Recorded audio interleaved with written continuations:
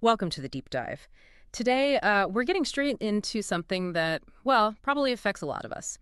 This constant push, this pressure to overwork. Hmm. We're using a source called Texto Colado as our guide here. Right. And our mission really is just to pull out the main warnings, the key insights about, pushing ourselves too hard. We want to keep it clear, not overload you. Yeah, absolutely. Because if you've ever felt that weight, that demand to always be productive, this conversation is definitely for you. It is. It's a culture thing, isn't it? Equating busyness with importance. It really is. But this source, Texo Colado, it kind of forces you to stop and think about a basic truth. Yeah. We have limits.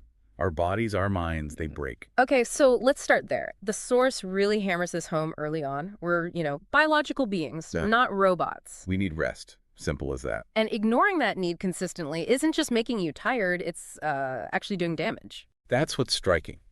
The direct link the source makes between just working too much Hmm. and really serious health problems. We're not talking minor aches. No. It points to things like high blood pressure, heart disease, even stroke risk going up significantly. Wow. And it mentions karushi, that Japanese term, death by overwork. I mean, that really puts it starkly, doesn't Yeah, it? absolutely does. A chilling reminder, really, of the physical cost. But it's not just physical, is it? The source gets into the mental side, too. Oh, definitely. That constant stress from overdoing it, Ah. it's like perfect fuel for anxiety, for burnout. No. Yeah, everyone talks about it, but what does the source actually outline? Well, it talks about potential consequences like depression setting in, maybe feeling emotionally numb, even cognitive stuff. Like what? Things like just being more forgetful, maybe making poorer decisions, finding it hard to get motivated, things that Whoa. can creep up. Right, and it feeds itself, I imagine. You push, you feel worse, work gets harder, so you push more. It's a vicious cycle. Mhm. And the source points out, it doesn't just hit us individually, it spills over. Into relationships, you mean? Exactly. Mm-hmm. Our connections with family, friends, partners. Texto Colado raises that tough point. Time spent grinding at work is often time not spent with loved ones. That trade-off. Yeah. And it suggests you can end up feeling quite lonely, actually, even if you achieve quote-unquote success. You climb the ladder, but is anyone really there with you? Ooh, that really makes you question why we hustle so hard. And the source touches on that, right? The difference between just being busy and, actually feeling fulfilled. Yes, that's a key distinction it makes. Yeah. This idea that being constantly busy can sometimes hide a lack of, well, real purpose. Yeah. You might be ticking boxes, hitting goals, but the source asks, if there's no joy in it, is it really living? Or is it just surviving? Just survival. That's powerful phrasing. And it uses that image, doesn't it? Burning the candle at both ends. Spot on to show how, unsustainable it all is. Because every time you say yes to more work, You're often saying no to something else important. The source lists things like health, peace of mind, creativity, just simple rest and play.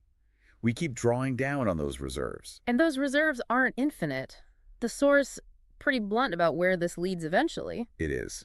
The point Texto Colado drives home is that sooner or later, your body or your mind will force a stop Whether it's illness or total exhaustion or some kind of breakdown. Okay. Yeah. So the argument is, why wait for that? Why not try to find balance before you hit the wall? Makes sense. So pulling it all together, the core message from Texto Colado is pretty clear.